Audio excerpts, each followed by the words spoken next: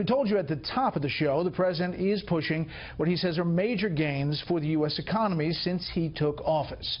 Correspondent Kristin Fisher looks at some of the numbers tonight and what they mean.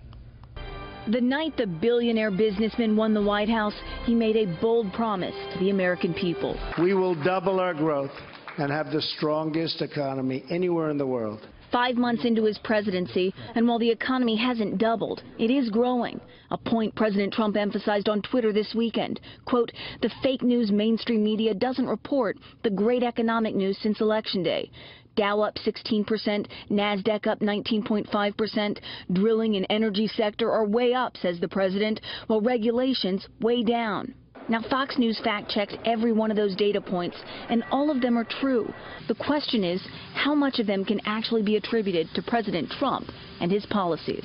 The financial markets must reflect the confidence of investors and business people, and to some extent, you can give him credit for bolstering their confidence in the economy. But I think pretty much everything else has very little to do with his policies.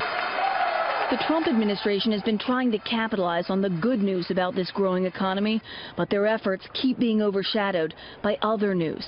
Last week was Infrastructure Week, a jam-packed push to jumpstart the president's trillion-dollar plan to rebuild our roads, railways, and airports. But even his own daughter concedes it was eclipsed by the former FBI director's testimony on Capitol Hill. Last week, while it didn't get the level of headlines, it will ultimately have a much more important impact. We're really focused on why the American people elected Donald Trump as their president. So this week, the White House will try again with Workforce Development Week and a plan to cut regulations it believes is hurting manufacturing growth. The bill is passed. At the same time, Congress is making moves to trim regulations on the financial sector.